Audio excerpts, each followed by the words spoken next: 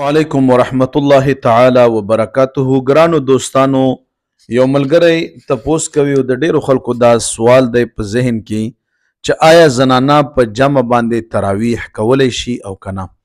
ګرانو دوستانو، یو خو ګوره داسې وي چې په خپل کور کې یو قاري صاحب وي او هغه مخکې شي او خپل رونه خویندې او هغه خبره چې مور او ترور او دا ورپسې ودرېږي. هغه یو بیل ترتیب دی چې هغې باندې خو څه خبره نشته.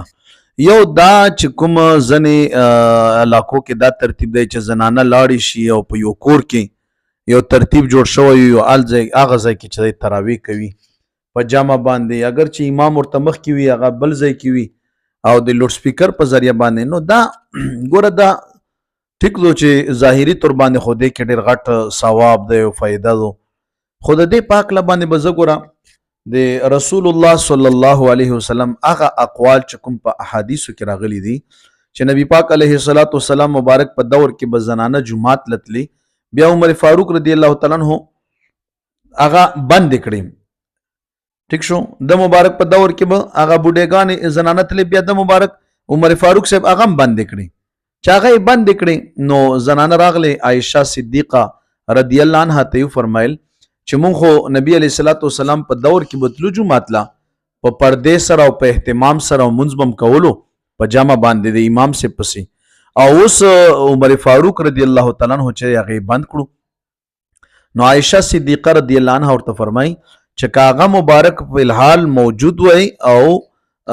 دا حالت لیدلی وای نو بالکل نبی پاک علیه السلام مبارک هم دا حکم فرمایلی وای چې تاسو جمعات لا مدروم.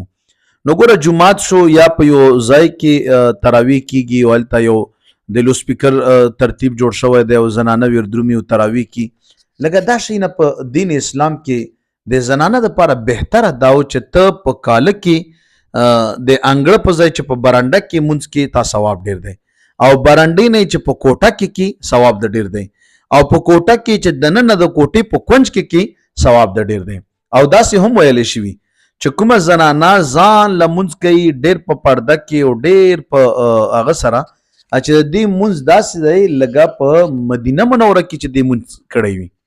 نو دغې وجې نه څومره زنانه چې وي هغوی ته ما دا خواستی چې تاسو مهرباني وکړو ایلې دلې کلو له تراوله یا هغه له یا وایي چې هغه ځای کې ختم دی ختم کې ودرېږو. نه نه نه، که په کور سره هم جومات نږدې او په خپل کور کې ورپسې ودرېږي پسې ودرېږه، خو لږه نور دا ترتیب نه دی پکار چې ته د سړو په شانې درومې او په یو کور کې زنانه را جمع وي هلته ختم کې ودرېږي یا تراویح کېږي. ځینې ځایونو کې دا شی شته، خو دا شی چې دی دا د اسلام ګوره خلاف دی.